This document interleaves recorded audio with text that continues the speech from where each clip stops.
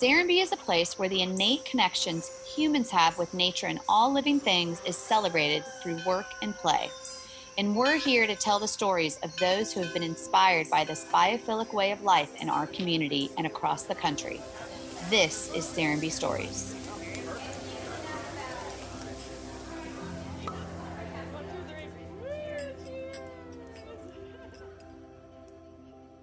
On today's episode, we have New York Times bestselling author Dr. Katharine Wilkinson and writer-podcaster Mary Annaïse Heglar to talk about the power of voice, their love of nature, and the new book, All We Can Save, that showcases the work of 41 women at the forefront of the climate movement who are harnessing truth, courage, and solutions to lead humanity forward.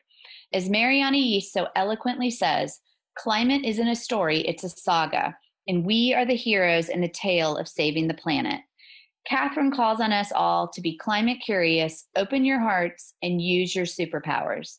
Join us as we discuss the power of storytelling in affecting change. But first, Serenbe Stories is brought to you by the Inn at Serenbe. The Inn is nestled in the rolling countryside of bucolic Serenbe, where guests can walk on the 15 miles of trails through preserved forest land, the wildflower meadow, and the animal village. You can relax by the pool, hot tub, or in rocking chairs on the wraparound porch. Play on the croquet lawn, swings, and in-ground trampolines. Connect with nature and each other, all while staying in luxurious rooms on the inn grounds or within the community of Serenbe. Book your stay today at serenbeinn.com. All right. Well, I want to welcome everybody to Serenbe Stories. Today, we have two exciting guests. We have Dr. Katharine Wilkinson and we have Mary Annaïse Heglar. Katharine's here, I think, in Atlanta. Mary is in New York. And then, of course, we have our co-host, Steve Nygren, with us today. So I want to say welcome to everybody. Hello, everyone. Hey, everyone. With you, and very nice to meet you. Yeah. Nice to meet you, too. We are in our fourth season of our stories, and this season, we're talking about biophilia. So we're definitely going to touch on that today. I want to know all about your backgrounds, but the biggest thing I want to hear is how we can be better storytellers about the climate. Because I think we're all in this together, and how do we tell that story? But first, the question I always ask, and Mary, I know that you are connected to us via Katharine, but Steve, you and Katharine have a pretty long relationship, and so I would love to hear, how do you guys know each other, and how did you come into our lives? Seems like we've known one another for some time, Katharine. I can't remember the first time, though. Do you? I'm trying to think, Steve. Surely Chattahoochee Now was not the first time. I don't think that was the first, because you were down here early. Yeah, I think maybe it was Chat Now, because we had that board retreat during Snowmageddon, which was a long time ago now. Yes. That was that your first Chat Now meeting that we had at Serenbe? Yeah. It was one of those days that there was threatening snowstorms, and everyone said, oh no, the weather's never right. And between when we started our meeting and had lunch, we finished lunch, suddenly the snow was coming down, and there were horror stories on everyone getting back to their homes. It was an unusually long journey back from Serenbe.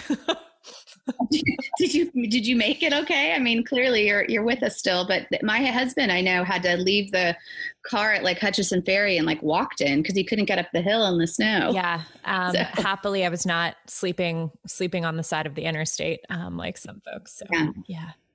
Yeah, Mary, you don't understand, but when it snows in Georgia, that's the end of it. Everything's shut down, and there's basically. Oh, so you understand. Mary's like, oh, I know. I know. Okay, so you get it. Yeah. One It's little crazy. dusting of frost, and we are done. No one's going outside. Nobody knows how to drive in that. No. School's closed. Everything's Absolutely. out. Everything's off.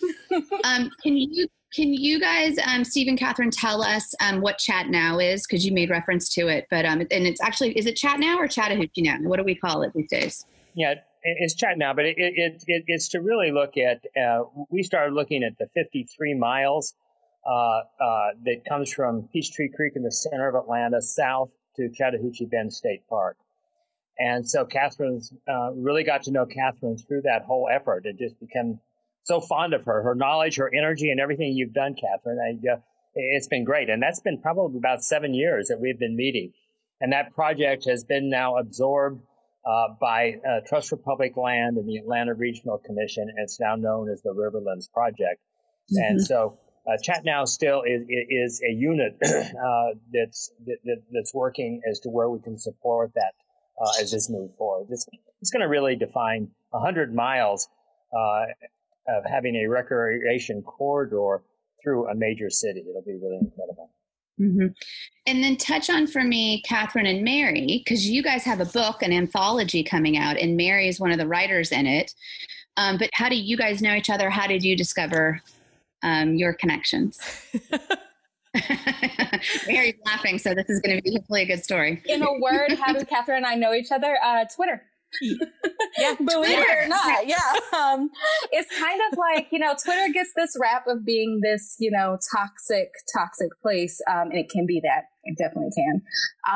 But what I found in the climate space is just like this incredible sisterhood of women who like wade through that toxic sludge together and become closer and stronger because of it. And so that's how I think that's how we first became aware of each other. And then that sort of grew into an offline relationship as well. We had this magical retreat in Montana together last year that Katharine masterminded. And she also masterminded this book with Ayanna. Like they're quite a duo together. They think of magical things. I love that. Mary also thinks of a lot of magical things. And one of the best things I think that came out of that retreat in Montana was Mary and Amy Westervelt becoming collaborators and co-conspirators in good trouble of all sorts, including their magnificent podcast, which is called Hot Take. Yeah. Yes, which is fantastic. And you guys just started out this year, right? Hot Take. We started last November, so pretty recently. Okay. Yeah. Okay. Yeah. Yeah. Well, and we were talking internally that it's on a network called Critical Frequency, which I found out about because I obsessively listened to Drilled. Yeah. Which me too. Yeah. I mean, it's like an unbelievable background and storytelling on climate change that it I'm not a huge, the serial, listeners, but it's like this, murder mystery of the climate. Yeah. How the climate was killed. Hot Take definitely need to listen to. And then just to stick to our podcast, it sounds like maybe Katharine, you have one pending too? Yes. I don't think it's been revealed publicly yet, but probably by the time this goes out, October, November. Yeah, the trailer will at least be out. It's called it's called A Matter of Degrees, and I'm doing it with Leah Stokes, who is another contributor to the book, All We Can Save. And before I forget, one thing that is really exciting, and Steve, I don't even know if I told you this, but Kate Orff, who runs the landscape architecture firm Scape, who's this incredible MacArthur genius, amazing human. She did an essay for All We Can Save also about mending our landscapes. And one of the things she writes about is the Chattahoochee Riverlands Project. So kind of amazingly full circle, the Chattahoochee has a spot in the book as well. Oh, fabulous. Yeah. Well, it's amazing how small the circle is, unfortunately. And so that's why all of the podcasts and everything you're all doing helps broaden that circle, which is going to be so important. Right, right. There's no end to the ways that we can tell this story. So I'm always excited when there's another climate podcast coming on the scene. Selfishly, I'm great. Another thing I don't have to cover on mine because it's if I wanted to do policy on Hot Take, it doesn't work. We're a media and climate show. We talk about the art of storytelling or the absence of storytelling, right? So we often get people asking us to do, interview a wind and solar entrepreneur, and we're that doesn't fit for us at all. So I'm so happy to see this pollination or expansion of the podcast universe on this. It's great. So I'm really excited for A Matter of Degrees. That's a great name. Thanks. Well, wonderful. Hot Take raised a high bar on good climate podcast names. I laughed so hard when I thought of that name. You're like, that's the one. And another one, if we're looking for good podcast, is Heated. Mm-hmm. Is not. I don't think she's turned it into a podcast yet, but that's Emily. Is it Aiken? Who has an incredible newsletter that everybody should be reading, because she's also doing a really good job of sort of bringing together all of the more the actual news and sort of interpreting it. Yeah, but I would be remiss if I didn't plug my own newsletter, which we just which we just launched back in May, so it's even newer. But it's a weekly news digest for if you want to follow the climate story. Because it's not always easy to find all the best climate reporting out there. Is kind of disparate. So we started as just doing a digest of links of all the climate stories from the week. And then it was but we have stuff to say. So now we have all of these mini features that Amy and I write about. Like this week, we wrote about prison evacuations in wildfires. They are the hot mess that you would imagine them to be. And the lack of media coverage of climate and all sorts of stuff. So our newsletter is good too. Is it called Hot Take? Yeah. And the Hot Take. I will say I have now become totally dependent on the roundup of articles that you all do. It's really true. Climate coverage is scattered. It's hidden. It's not easy to find in one place. So it really is an amazing gift you all are giving to the climate conscious community. And it takes you off of Twitter, because normally that's where you have to go to keep up with it. It is. Yeah. It's true. It's true. Yeah. So I want to dive much more into storytelling, but I do want to know, how did you guys get here? And maybe I'll start with Mary. What shaped you? You started out in media and communication, so you're sort of a storyteller by trade, but why climate? How did you jump into that as sort of the core? Yeah, so I got into climate in 2014 in earnest. I think I'd always kind of seen it as, it's not just a story, it's a saga. And it's in everything story is the setting of every story in the world. And so I came to it in 2014 because I kind of had this urge to work on something that I felt was really, really important. And so I specifically targeted either public health or climate organizations or environmental organizations, as I thought of them at the time. And I started editing policy publications, so long reports, the type of stuff that Katharine is really good at. So I got into editing those sorts of things, and they're really scary. They're really terrifying when you, there were many times where I would have to call up the author and be like, am I reading this right? Are this many people going to die from this decision, and they're still making it anyway? And so having to wrap my head around that. And so a couple of years that you start to get these nightmares and you start to you need a way to process it. I needed a way to process it. And so I went into, I started writing again, which was something I did a lot of in high school and college, very much part of my identity. But in my professional life, I started turning into an editor just because writing for a living, it's not exactly easy. So I came back to being a writer, in 2018, and kind of stayed there ever since, and expanded into podcasting and other forms of communications. But I'm really good at making noise about things. So this is what I can contribute. Well, and finding that purpose is so important. And, this is the one that, the planet will go on without us. Will it though? I don't know if I agree with that, because in some form it will. We're the ones who are the problem, right? In some form, it will be here in some form. I kind of feel where does the planet begin and where does it end? Because the coral reef is part of the planet. And the coral reef's not going to go on without us. All those trees that are on fire right now, we're part of the planet. So like, no, I think that's yeah, like I don't think it's going to go on without us. It's not going to be unharmed. True. It's not going to go on in a good way. So I should have clarified. But let me bring up biophilia because that is sort of the topic that we've been talking about this season.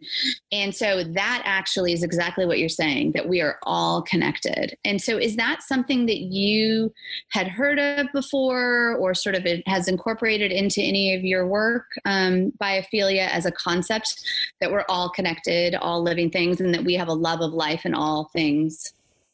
It's definitely a concept that resonates with me. I just did not know it had a name. I thought that that was just like normal.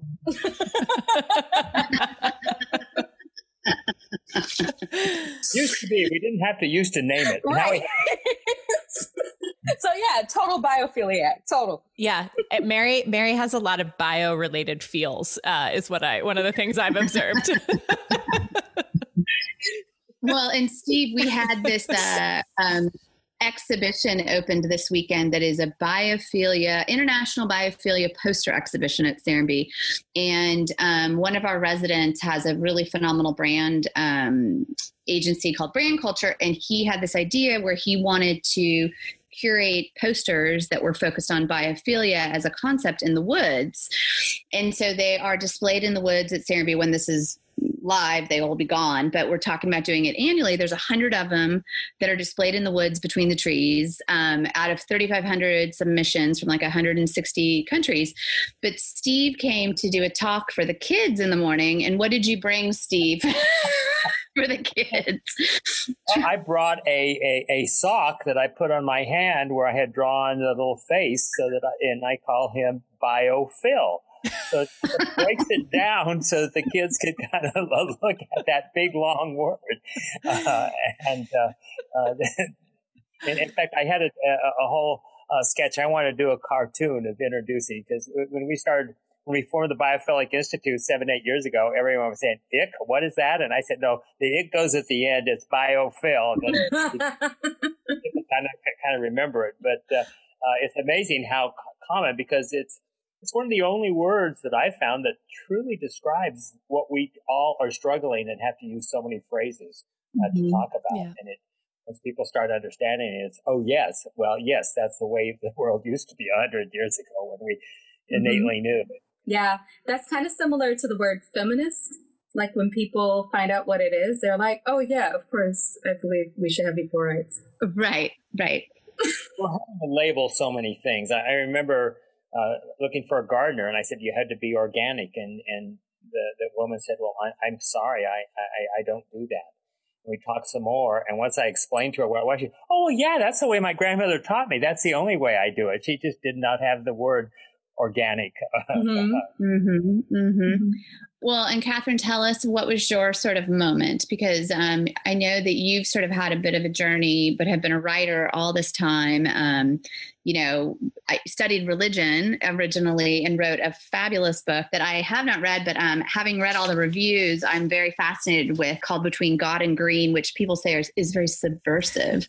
But it's sort of like how evangelicals are finding the middle ground on climate, which I thought was fabulous. But so much of your work has been bringing people together from disparate backgrounds for this topic, led to Drawdown and everything, and then the current book. But tell us, what was the beginning? Yeah. Where was the sort of thing that shaped you to get into climate?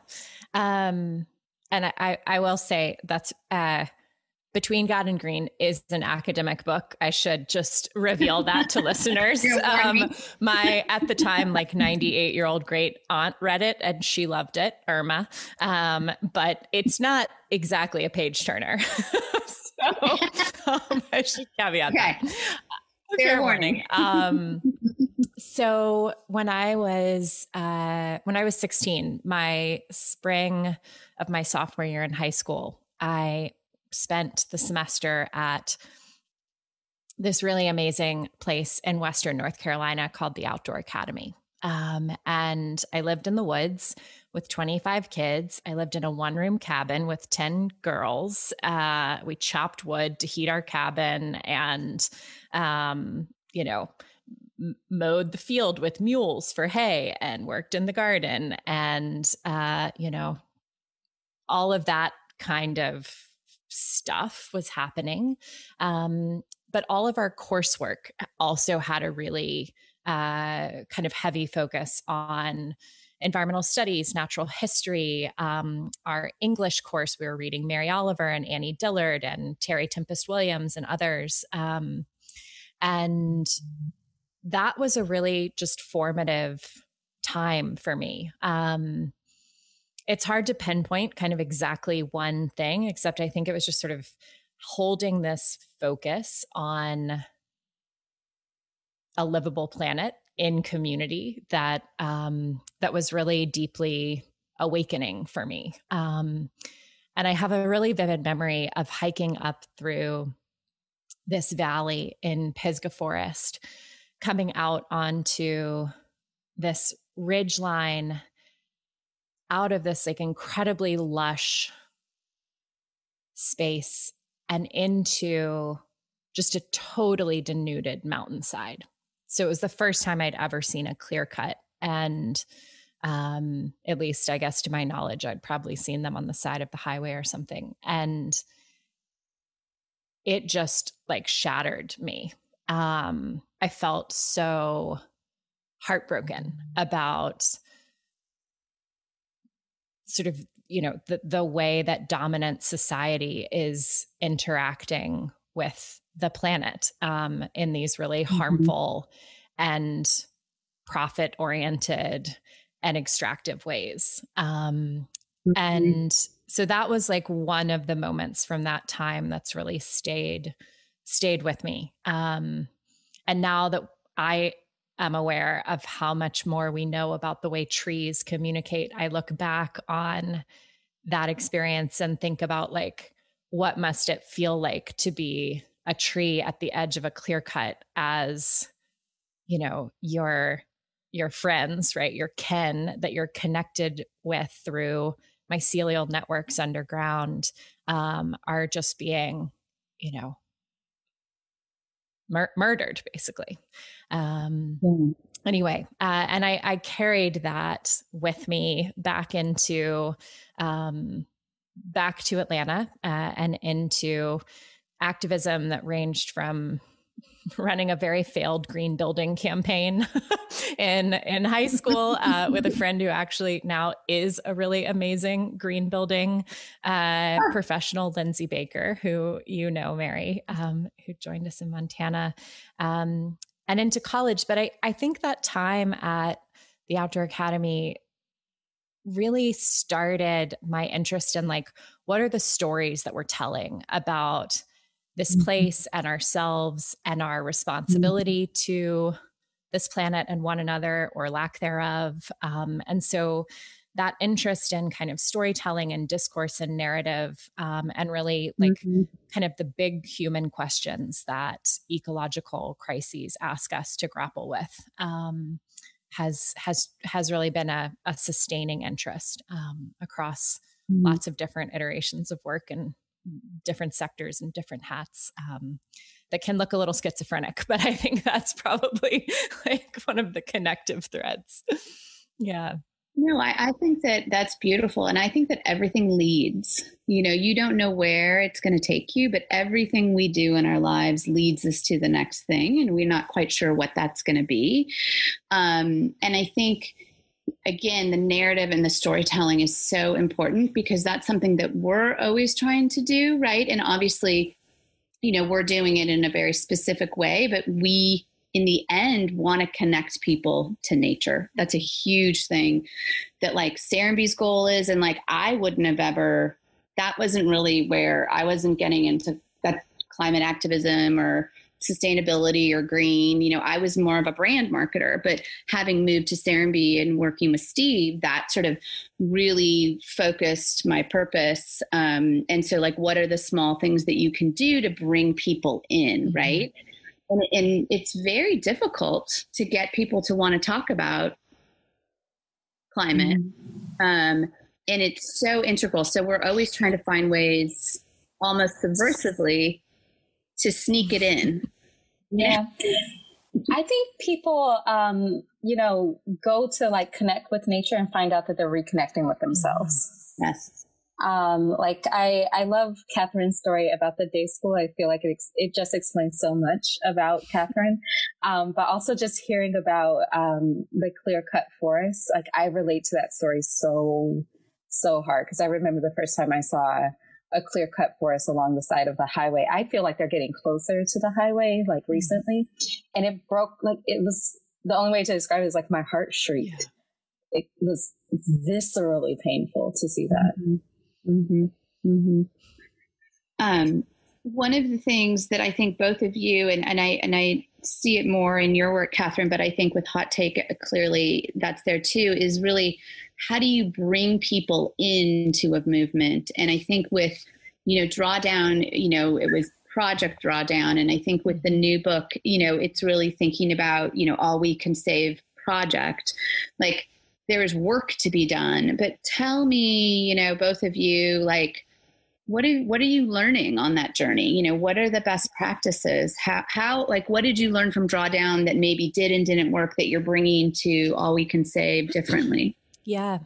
I love this question because we need the biggest and strongest team possible. And I think historically the climate movement has not, and the sort of green movement generally hasn't always been a very welcoming place, right? There's been a lot of, we talk about science and we talk about policy and these are all the things you do and these are all the things you don't do, and we'll shame you if you do the wrong things. And, and it's felt very bro-y. It's felt very like I'm going to fact at you, until you like get it.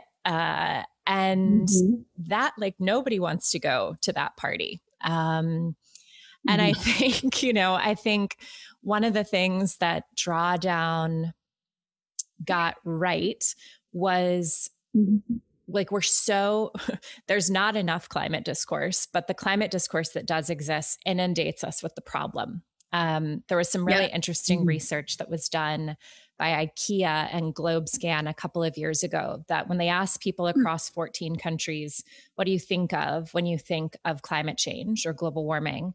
44% of people said something about outcomes, right? The bad news, fires, floods, sea level rise, hurricanes, etc. Only 3 people said that they thought about solutions.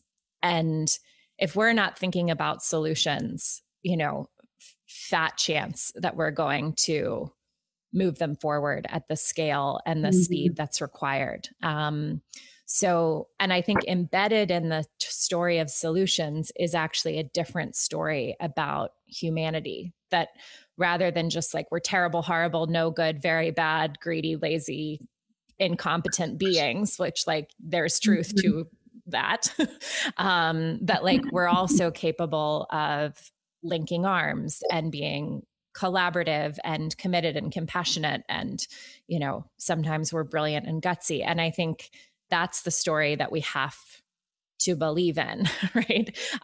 That's at least the story that I would like to be a part of. And with All We Can Save, the book, in a lot of ways, it was born out of a fit of frustration that so much of climate discourse has been dominated by a relatively small cabal of white men. And Ayana and I we now call it our rage hike in Colorado.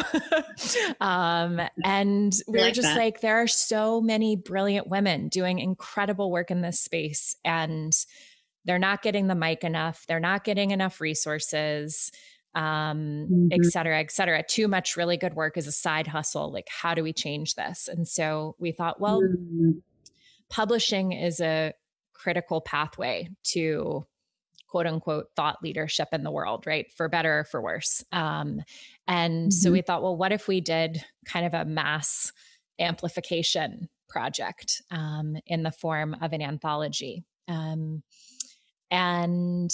I think that ties really closely to what I feel like has been a gap in Drawdown, and one that I'd really like to fill going forward. And I say gap, no single effort can do everything, right? A focus on solutions is a useful focus. But I really think about the climate crisis as a leadership crisis. And the leadership that we've got now is not getting the job done. And I think certainly we need gender parity in leadership, and we don't have it in really any sector that is shaping decisions about the climate crisis, including UN negotiations and legislatures and business, and, the list goes on and on. And also, we know that so much transformational leadership in this moment is coming specifically from Black women, Indigenous women, and other women of color. So, the ultimate goal of the book and the project that we're launching the same day of publication, called the All We Can Save Project, is ultimately to get money, to get resources into the hands of folks who are doing great work, and need to have that work unleashed, and sort of propelled forward, with the necessary resources. So that's that. It's amazing. And we've talked about a lot, Steve, where, if it's not something that people understand, whether that's a financial institution or a bank or whatever, the white guy, right? Because even, the first 2 seasons of the podcast, right, Steve, the first was Steve's story. And then the second one was all the people to sort of help Steve. But we walked away from that second season being like, oh, those were great stories. We're like, oh, it's all white guys, And so Steve and I were like, well, that's just a fact, right? that was the truth at the time. And so we're like, how do we bring more people into this conversation? And so we did that with our 3rd season, and then we're trying to do that even more now.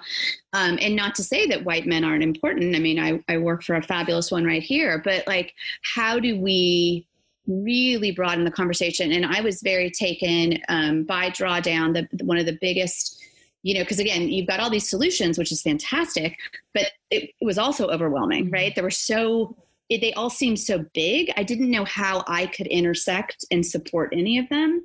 But one of the ones that struck me, and that I've really sort of held, is women in education.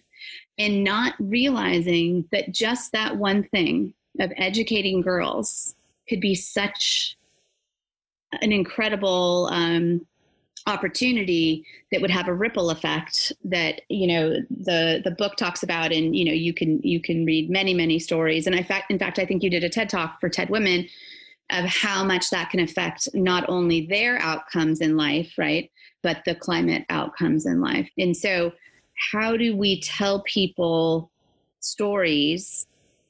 Because not all of them are going to click, right? Like I can, maybe I don't care really. I don't really understand solar or renewables or regenerative agriculture, but the women and girls, that sort of was the one that was sort of most interesting to me. And maybe I felt like I could then make sure that local public education was happening or there, and so Mary, what do you think is like sort of that thing that you have learned in doing the podcast this past year? Because every day we learn something different about how we can tell a story in a better way. Tell me a little bit about like what you're learning over the past year of like how to tell that better story. Yeah, I have so many thoughts about this.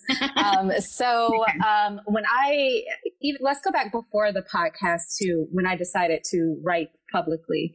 I chose a very specific way to approach it, and that was through the first person and through prioritizing the emotions of how this made me feel.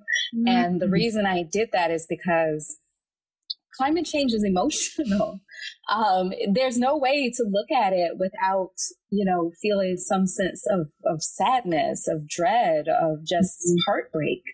And I felt like nobody was talking about the way it feels, and that made it really difficult to engage with it. Mm-hmm. I kind of liken it to, let's say you have a really serious, rare disease that's potentially deadly, and your doctor, instead of talking about, how this must feel for you as a person who might be facing the termination of your life, instead nerds out on how the disease is killing you. like you would that's terrible bedside manner. Right. You would probably not go back to that doctor if they're like, oh my God, so the cancer is killing you, right? Like, I don't want to talk to you anymore. Mm-hmm. And that was the way I felt like climate was being talked about. It was all about like the science and the carbon and what it was doing to the planet, and not even taking into account, hey, I'm telling you that the thing you need to live is legit dying, mm-hmm. and you're not going to make it without it. Like, mm-hmm. Like I need a hug with this. And so I decided to also take the first person route, because no one can tell me what I did or didn't feel. And also it allows the reader someone to empathize with and not feel alone as they face this. And also, like, just completely honest, everything I write is for me first. It is because I am trying to work through something and find a catharsis. Like, I am my first audience. Mm-hmm. And if in the process of wrestling with whatever idea, I feel like I have something to share and something that might help someone else, then I put it out there. And if not, it's mine. So it's always got those sort of dual goals. Okay. So that's one thing. Another thing that I do in my writing, we also try to do in the podcast, is to make it clear that this is not, climate change is not happening.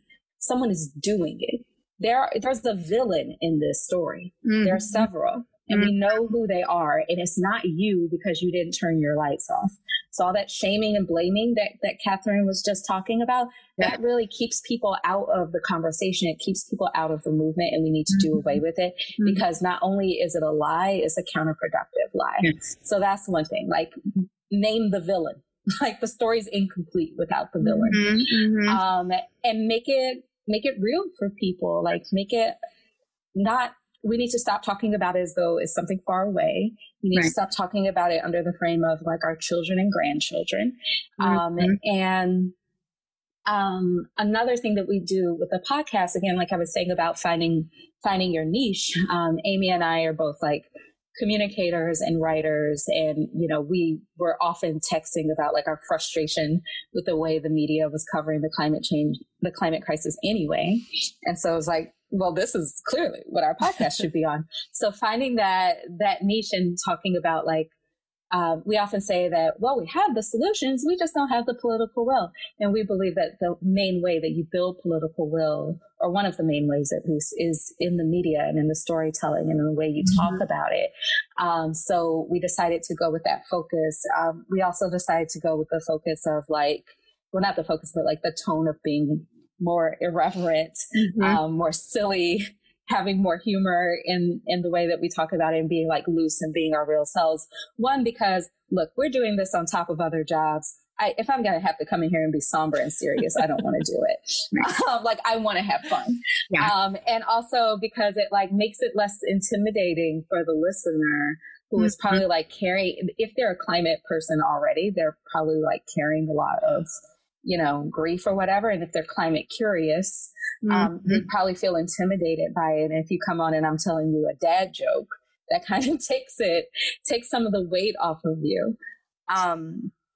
So honestly, like, that was a lot, but really what it is just trying to tell the whole story, and to make the story human and to make it real. Well, and I love what you said there. It's like, it has been a story that has said it's happening to us, but it's not, it's happening to us, right? It's like being done. It's being done. Yeah, it's being done. And I think just those words, right, versus this passive, like, I don't know, you know, what to do, right, you know. And I do think the second thing that you said, which I don't know if we can dig into a little bit more, is, you know, you need to be the solution. You know, if you recycle more, and if you use Energy Star, and if you don't use single-use plastics, you know, these are the things that are going to solve it. And I'm not saying that we shouldn't be doing those things. Those are great. But really, you know, those who will be unnamed, large companies in Atlanta, shouldn't be using single-use plastics, right? Or producing them. That's what I mean. Right. Producing them, well, putting their products in them. And so, but that's back to the consumer demand, right? Like, we need to be the change, which sounds cliche at this point, but like we need to actually sort of push back and find the villain, which I think is an interesting way to sort of position it. I always like for the more like positive, hopeful, but I think maybe we need to start thinking of it that way, you know, that there is someone that is doing this. Yeah, I think it actually is positive and hopeful. Like every great story from ever, like fairy tales or whatever, there's a villain and people defeat the villain. Yeah. Right. So we are the good guys and we have been cast as the bad guys in this story and we're not, right? Like they are committing genocide and convincing us that it's suicide and it's simply not. So yeah, I think also I like the frame of climate justice as opposed to climate action, because to me, climate action is individual and climate justice is inherently collective. Yeah. And so what we also really have to let go of is this idea of individual action. So I think a lot of people feel like, well, I can't save climate change by myself, therefore I can do nothing. And you gotta let go of that. You're going to be part of solution. You're not going to be the solution. I love that. I was just going to say, yeah, and this pandemic has brought people into hope in seeing blue skies, and as we've shut down some of these factories, they saw a change. Is that going to bring outrage now as we see the clouds come back and the fires that are happening? Is it enough outrage that we're going to search out the villains? So from a climate perspective, I think actually the pandemic shows us just how much individual action can't be the solution, just how much it has to be systemic change. Because even when it felt like so much shifted, right?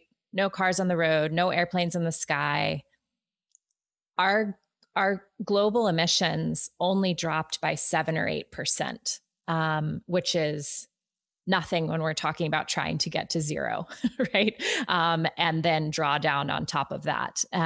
So I think, you know, and I don't know how much this message really has gotten through in the pandemic, but it is, to me, the moral of the story is get on the climate justice bandwagon, because there is no reduce our way into a clean energy grid, right?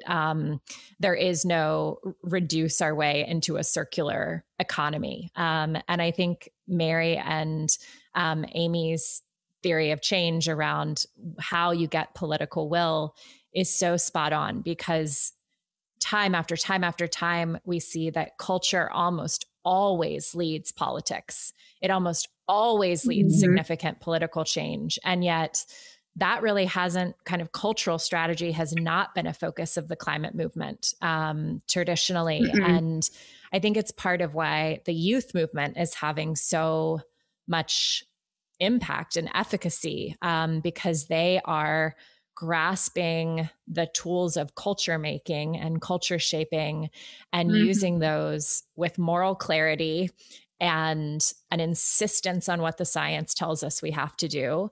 And frankly, a refusal to let anything less than radical transformation be the path forward. So I think, you know, for me, what I wish people heard more often than like, here's a checklist of 8 things you can do for the climate.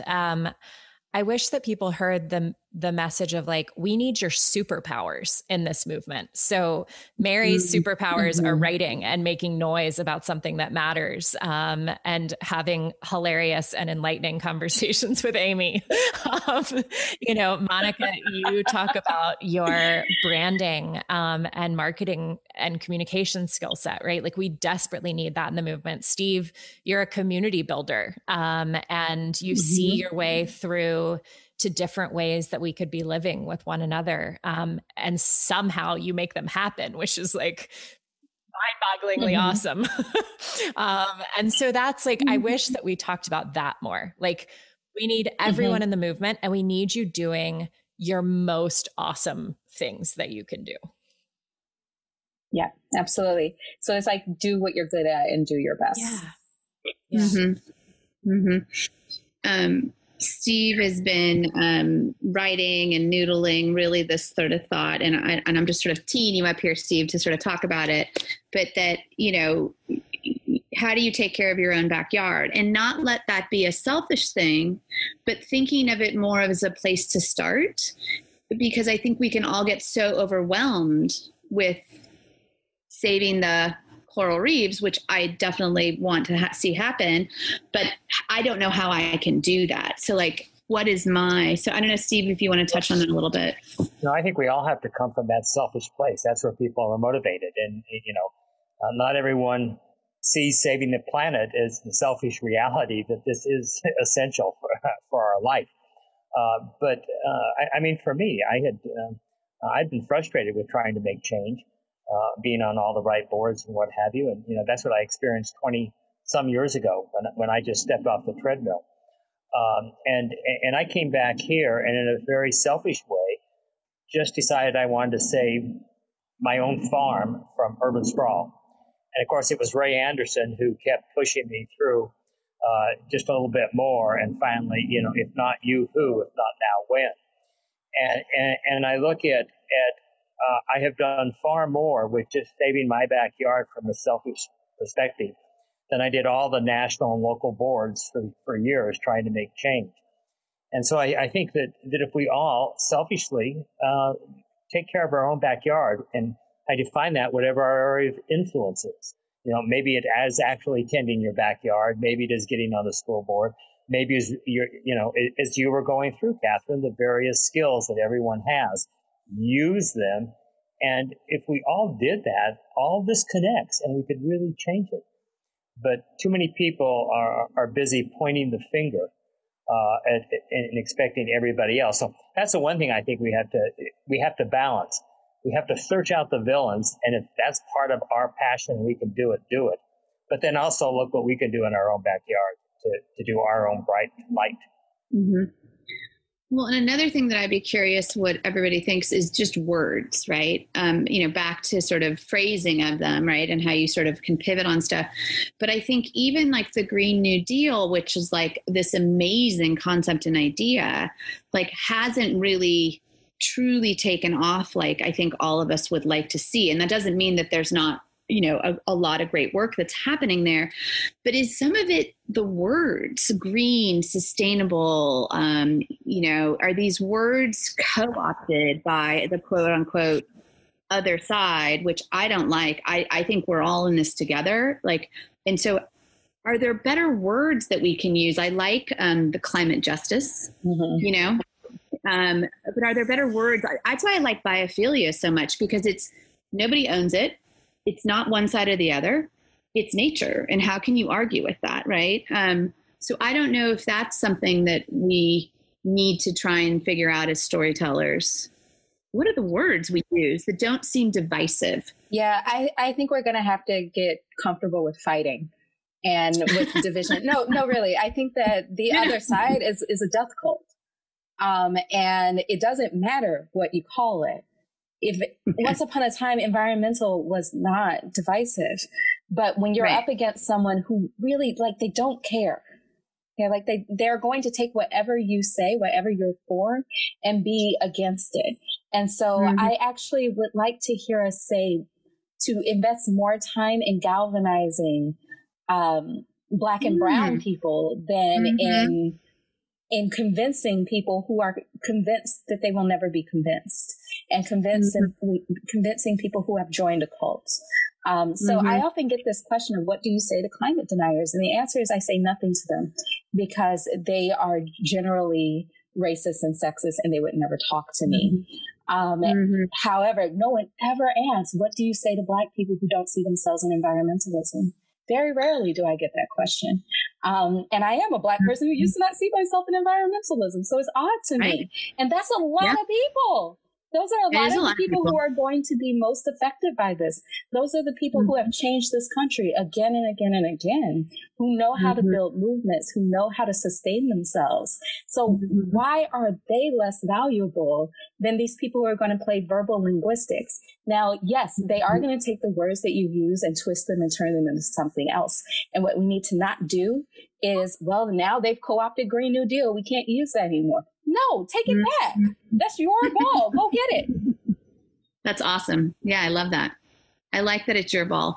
But I do think you're right, because if you don't see somebody in whatever field or industry or anything, then you're not reflected, and then you don't feel welcome. And so I think that's the biggest thing. How do we make sure that everybody feels welcome? And bring everybody into it. And so again, even this like exhibit that will have happened, to me, that's just an opportunity of like, everybody can take, the majority of people can, are comfortable taking a walk in the woods. Right. And they can come see these posters. Well, that's where we're pushing. We push people to come to the woods. Like, if you can see this beautiful place called Serenbe, sometimes we use that as a little bit of the like, but I think, right. But Mary, what are the fighting words that are going to activate these? I think I don't know. I think there's so many. I think fighting is one of them. I think, I don't know, naming who actually, like basically all the things I've already kind of described. But I also want to touch on this idea of people being comfortable in the woods, because it's really important to understand that if you Google pictures of Black people and trees, they will be hanging from them. So there is a very deep trauma that goes back generations and generations that needs to be dealt with. Also, the environmental movement needs to deal with this very deep racism.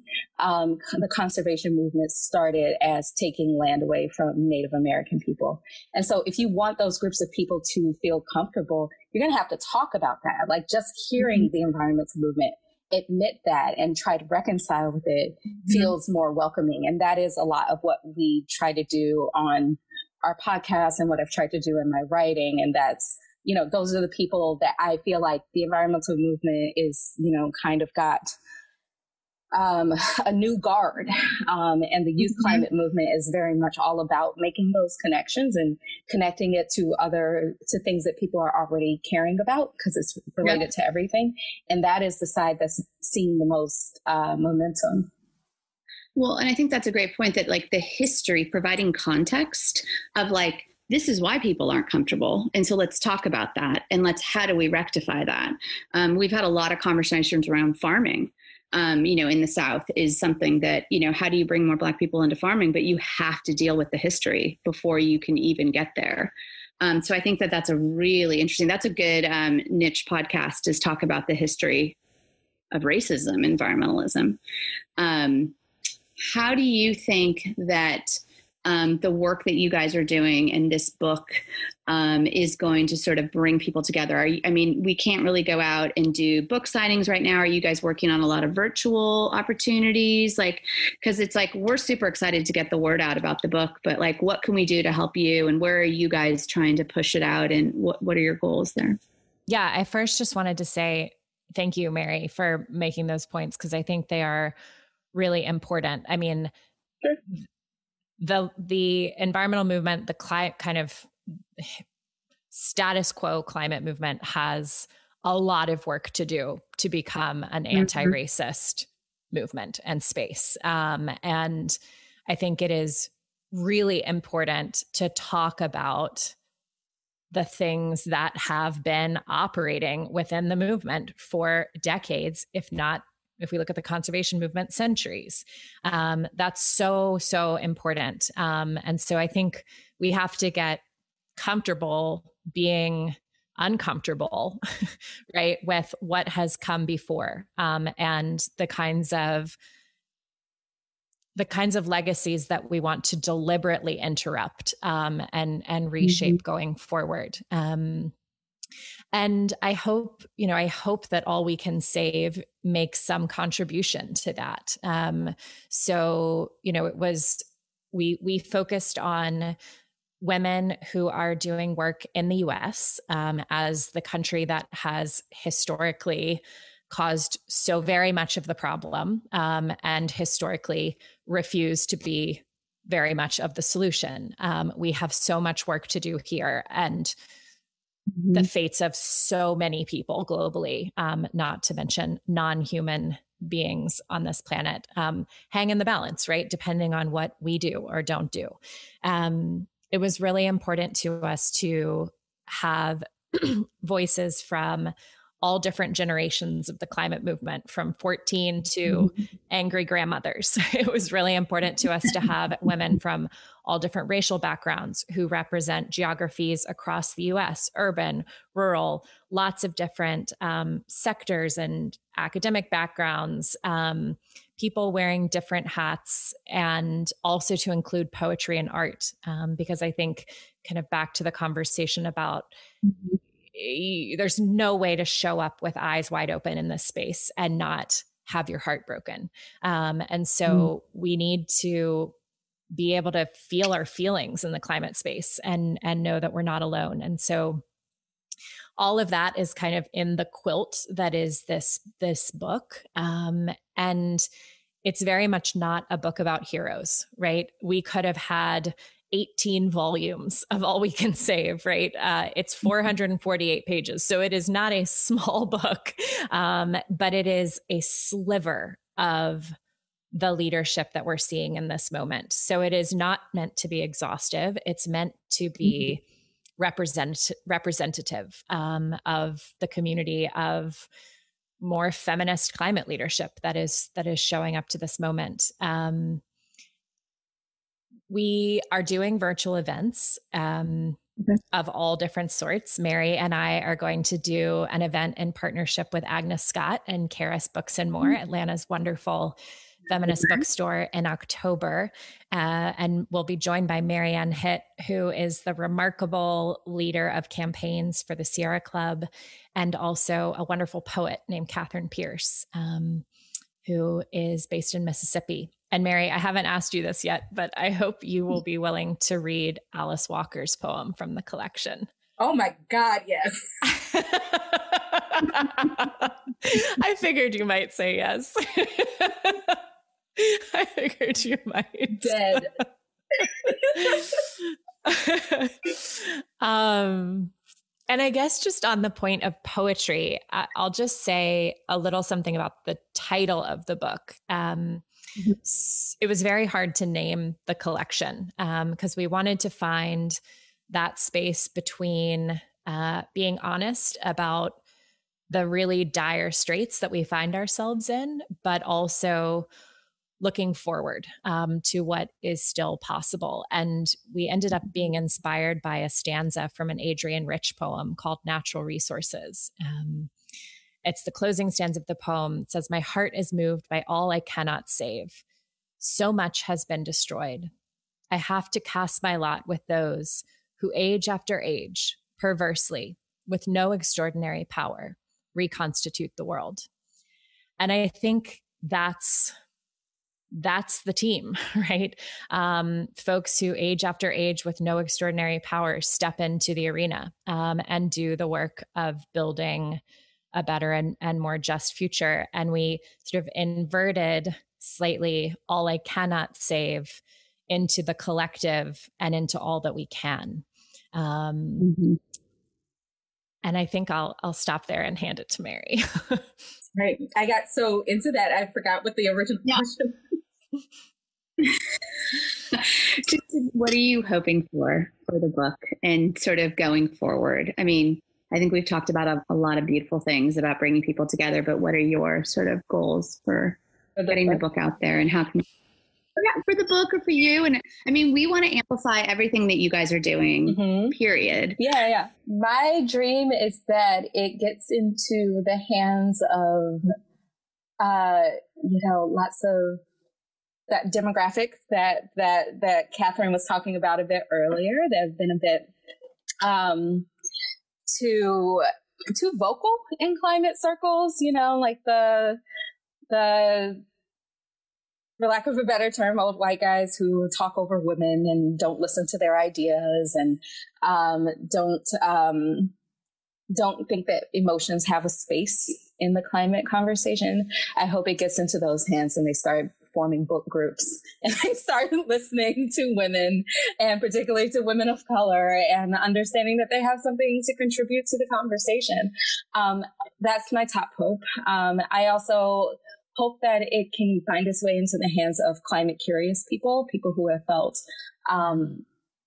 intimidated by it, and felt sort of ostracized out of the conversation. And they start to see that they can start talking about this too, that they don't have to write technical papers. They can write poetry, they can write essays, and they can write technical papers too if they want to. And start to see that they have a place in this conversation because it's everybody's planet. So it's everybody's fight. Totally. Perhaps the most, like the highest praise I can possibly imagine. I'm teaching this book in an undergraduate seminar at Sewanee, which is where I went to undergrad, called The Call of Climate. And my class, the week that they read The Begin, which is what we named the opening of the book. So we were like, if it's called a foreword or an introduction, people skip it. But maybe if we call it The Begin, they'll actually read it. That.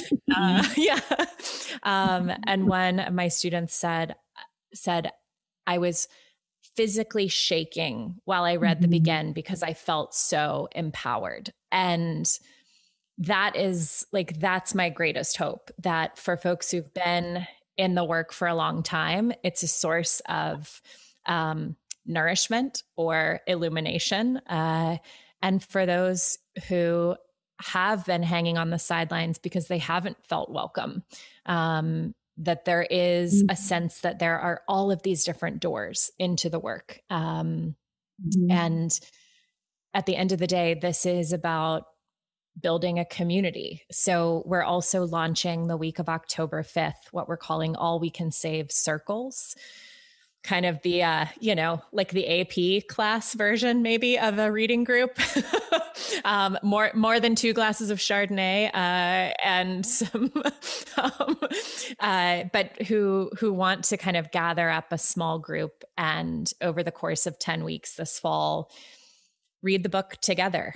We know how hungry people are for connection and relationship in the space and around the topic, and for more generous dialogue than we often get around climate. So I would be remiss if I didn't point folks. There are details about that and a lot more. All of the amazing contributors on our website, which is allwecansave.earth, which is pretty easy to remember. I'm also hoping for a sequel because there's just so much more to be said for this. And hopefully there'll be so many more amazing women who step forward and say, I have a story to tell. I have a story to tell. And we can keep building on this. Yeah. I love that idea. I will also break that news gently to Ayana. More work for y'all. More editing. I would like to extend an invitation. You know, we've just had this poster exhibit, and this is a way people are hungry to go to art galleries, which they're not doing. And so here we are in the middle of the woods. Everyone's socially distancing. We're announcing today Atlanta Symphony is doing a lot of their fall programming here in our pasture. What? And it will be getting announced. It's announced tomorrow. And virtual. And so I'm just imagining this incredible book signing where you all can have stations out in the woods and people can pick their book and wander through and get however many can show up to sign this. And let's, heck with these virtual book events. Let's have a real one right in the middle of nature. I love it. I love it. And also there are incredible original illustrations in the book, which we're doing a kind of hand printed print run of them. So maybe we actually could do some version of the outdoor gallery also, with Madeline Jubilee Saito as the illustrator and also designer. She did the art on a book cover and the website. She's amazing. That'd be great. And I think, when I heard your story, Katharine, about the first reading, I think rather than book clubs, you can have shaking circles that, read the book and have it begin a shaking circle. Because that's really what we need to do, is move people to the point that they literally physically start feeling it. Yeah. Great work you all are doing. Yeah, this is phenomenal. And I'm going to commit to creating a circle here. So we'll have to figure out how to get you guys back in a circle Zoom with whoever we bring in the neighborhood. Well, congratulations, you guys. I know it doesn't come out for a few weeks, but it'll be out when the podcast is out. All We Can Save, Truth, Courage, and the Solutions for the Climate Crisis. Amazing work. Congratulations on the podcast. We will both be adding it to our listening list. And thank you so much for your time. I feel absolutely honored to have had both of you on. You guys were so amazingly articulate in sharing. Thank you. Thank you all both, and excited to come down in person sometime soon. Mary, it's such a pleasure to get to be in conversation with you. We don't do this enough, Katharine. I know. Let's change that. Yeah, let's change that. I'm glad we made it happen. Thank you, guys. Bye now. Bye.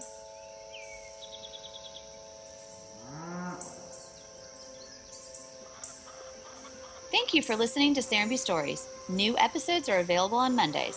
Please rate and review the podcast and visit our website to learn more about upcoming guests, episodes, and everything biophilia at serenbestories.com.